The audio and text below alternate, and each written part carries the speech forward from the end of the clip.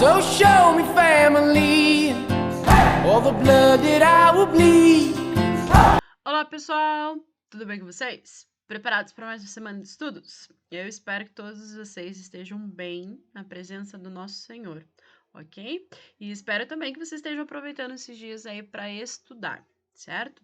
Vamos dar continuidade hoje no vídeo sobre energia elétrica, eletrização, né? No vídeo anterior que eu fiz para vocês, a gente falou um pouquinho sobre a composição do átomo, né? Que era lá a ideia das cargas elétricas, assim também como a gente falou dos elementos, né? Os princípios da eletrostática. Hoje a gente vai terminar de falar dos processos de eletrização, assim como também alguns instrumentos que são usados para determinar se o corpo está eletrizado ou não. Vamos lá? Então, na semana passada, a gente terminou o vídeo, né? Sobre os processos de eletrização. Então, eu falei para vocês um pouquinho da ideia do processo de eletrização por atrito. Então, o que que é, lembrando, né, o que que é o processo de eletrização? O processo de eletrização é aquele, né, que a gente vai ter uma relação com ele em relação, né, a corpos eletrizados, ou seja, corpos com cargas em excesso. Então, um corpo, para que ele esteja eletrizado, ele precisa estar com excesso de cargas, ou positiva ou negativa. Lembrando que quem sempre vai se movimentar, quem sempre vai se transferir de um corpo para o outro, são os elétrons, tá? Então, o processo de eletrização por atrito, a gente falou na semana passada, né, que é um processo que se dá entre dois corpos neutros, né, inicialmente, e após o atrito entre eles, os dois corpos estarão eletrizados com o mesmo módulo de carga, porém com sinais diferentes, tá? Então, quando você atrita dois corpos de materiais diferentes, um fica positivo e o outro fica negativo, tá? O próximo processo de eletrização que a gente tem é o chamado processo de eletrização por contato. Nesses dois processos que a gente vai ver hoje, eletrização por contato e indução, a gente necessariamente tem que ter um corpo eletrizado, tá? Então, no processo de atrito, a gente tinha dois corpos neutros. Aqui, no contato e na indução, a gente já vai ter que ter um material eletrizado, tá? Então, aqui, a gente tem antes o corpo A e o corpo B. Tá? O corpo B está lá com uma quantidade de carga zero, enquanto que o corpo A está com um excesso de cargas negativas, né? Então, Q menor do que zero. Então, você tem aqui um excesso de elétrons, beleza? Ao colocar dois corpos iguais, então, né, de mesmo tamanho, os dois vão trocar cargas, né? Os dois em contatos vai ter uma transferência de elétrons, uma vez que há esse desequilíbrio de cargas, né? Um corpo negativo com um neutro, tá? O que vai acontecer? Como as duas esferas têm o mesmo tamanho, né? Elas vão fazer o processo de eletrização e vão fazer uma transferência de elétrons. Então, vai sair elétrons de A e vai para o corpo B, tá? Como eles são iguais, né? O corpo A e o corpo B vão ter agora a mesma quantidade de cargas de mesmo sinal. Então, se antes, ó, vamos imaginar, né, que você tinha lá 1, 2, 3, 4, 5, 6, 7, 8 cargas negativas, elas vão se dividir. Um vai ficar com 4 cargas negativas e o outro também vai ficar com 4 cargas negativas, né? Se a gente tivesse 10 cargas negativas, A ficaria com 5, B ficaria com 5, 12, né? 6 para cada lado, tá? Lembrando que as cargas, né, elas são múltiplos dos valores lá da carga elementar do elétron, tá? Então, no processo por contato, um corpo está neutro e um corpo está eletrizado.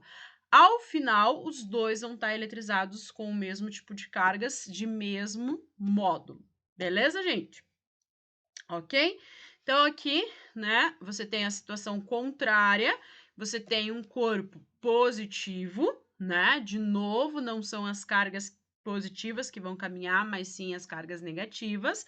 Então, o que que vai acontecer agora, né? Se você tem um corpo A e um corpo B, o corpo A tem cargas maior do que zero, cargas positivas, o corpo B está neutro, as cargas negativas do corpo B, pelo fato da gente ter cargas positivas em A, cargas positivas atraem cargas negativas, os elétrons vão sair de B e vão para A.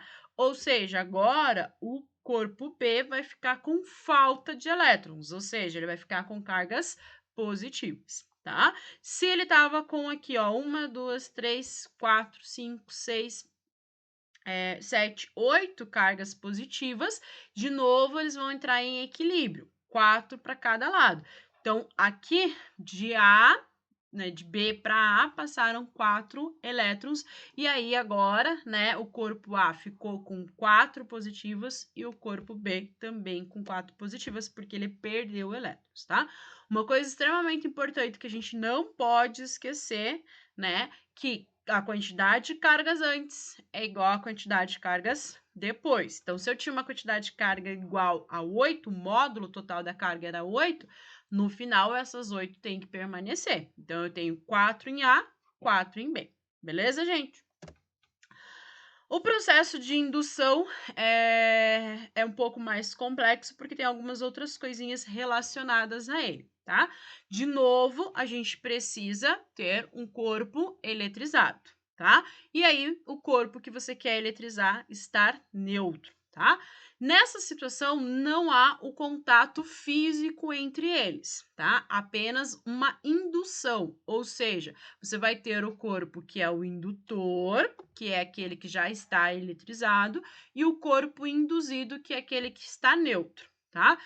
No caso, a gente vai ter lá o atrito, corpos com mesma quantidade de carga, só sinais diferentes. No caso do processo de contato, mesma carga, mesmo modo. No caso de um processo de indução, agora a gente vai ter corpos de cargas diferentes, tá? Então, aí a gente vai ter 4 etapas para que isso aconteça, para que esse processo de indução aconteça. Primeiro deles é que você tem que ter um material já eletrizado, tá? E aí você aproxima, você não encosta o corpo eletrizado do corpo neutro, tá? Como a gente tem lá o princípio de atração e repulsão elétrica, cargas positivas vão atrair as cargas negativas. Então, as cargas nesse material vão se redistribuir. Uma região vai ficar negativa e a outra região vai ficar positiva. E aí, esse corpo que está neutro, ele precisa ser ligado ao aterramento, a um fio terra, tá?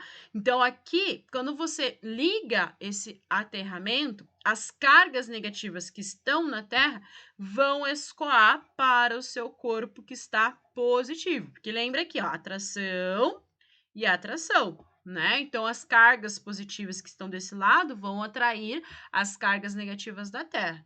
E aí, esse processo vai ficar ali até um tempo, onde as cargas negativas da Terra vão para a esfera, e aí, por fim, a esfera vai ficar negativa, tá? Aí você corta o aterramento, afasta, né, o indutor, e aí o excesso de cargas negativas vão ficar no seu material, tá? A gente tem o processo contrário também, né? Se eu tiver agora um indutor negativo, né, de um lado vai ficar as positivas, do outro lado vai ficar negativo.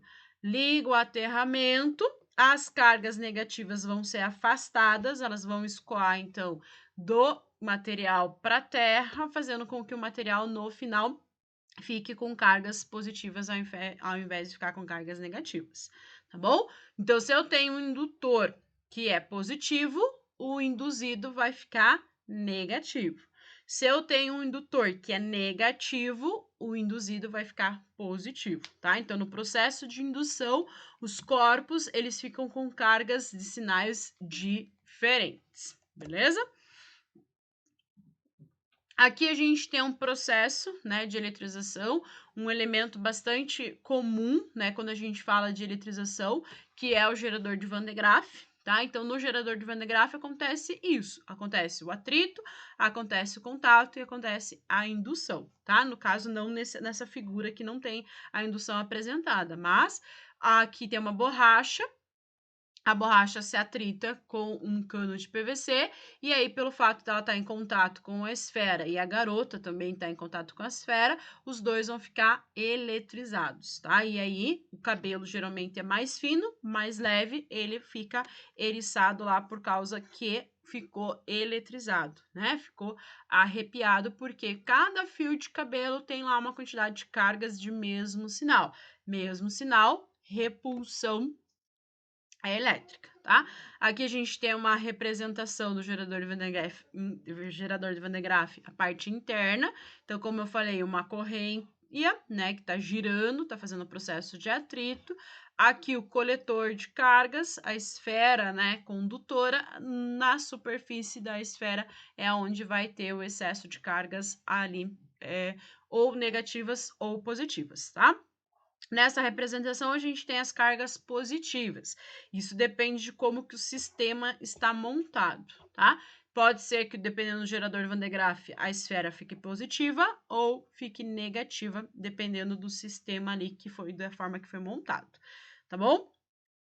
Eu falei para vocês no começo do vídeo que a gente tem elementos ou objetos que permitem estabelecer se o corpo está com excesso de cargas ou não.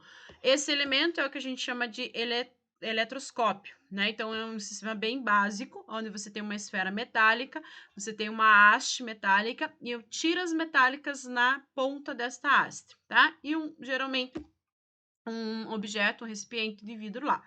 Tá? A ideia eletroscópio vem do grego elétron, que significa eletricidade, né? E scópio, observar, tá? Então, dependendo de como fique essas hastes, essas tiras metálicas, a gente estabelece se o corpo está eletrizado ou não, tá? Então, a primeira representação que a gente tem aqui, você tem um corpo negativo com um corpo positivo, tá? Ao aproximar esses dois corpos, né, um corpo neutro, você vai ver que as tiras não se afastam. Então, isso significa que ele está eletricamente neutro, tá? Se as tiras se afastarem, isso significa que o corpo está carregado, beleza? O que acontece lá? Como que a gente vai perceber se está relacionado ali com atração ou repulsão? Então, você imagina que o corpo A e o corpo B, né? Positivo com negativo, atração, negativo com positivo, atração, positivo com positivo, repulsão e repulsão negativos também, tá? Então, se tá afastando aqui é porque você tem cargas e sinais iguais, né? E aí você vai fazer com que esse sistema demonstre que ele está eletricamente carregado, tá? Diferentemente se ele se aproxima ali, que não se afastam, né? Tá neutro ali, tá? Uma outra forma da gente perceber se o corpo está eletrizado é o pêndulo eletrostático, tá? Basicamente, o pêndulo eletrostático representa um pêndulo, né? Aqui onde você tem um material que pode ser atraído ali, tá? O que acontece? Se você aproxima um material positivo ou negativo, como o corpo está neutro, ele vai sofrer atração, né? Porque as cargas negativas do material condutor, o material que está se aproximando, vai se aproximar das cargas e sinais opostos aqui do pêndulo, tá? Então, se você aproxima um corpo neutro do pêndulo eletrostático, não vai acontecer nada, porque os dois corpos estão neutros, não há uma diferença de cargas entre eles, então não há atração.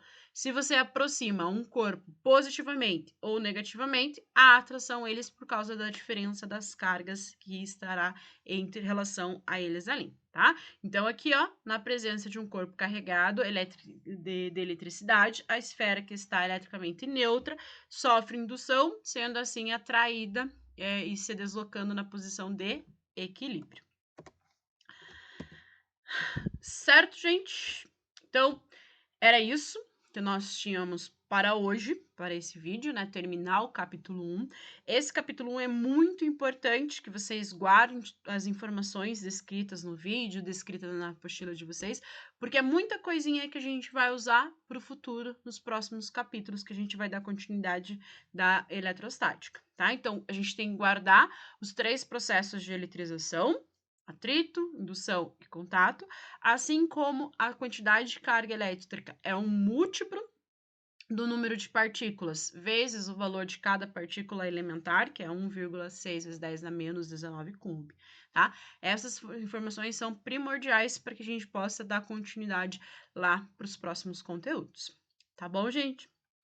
Eu espero que vocês estudem bastante, que vocês estejam atentos a essas informações, anotem, né, se tiverem alguma dúvida, para que a gente possa discutir lá nas videoconferências da próxima semana. Beleza, gente? Fiquem com Deus, que vocês tenham uma excelente semana na presença dele, né, que ele possa estar com vocês a todo momento aí. Um grande abraço e até a próxima!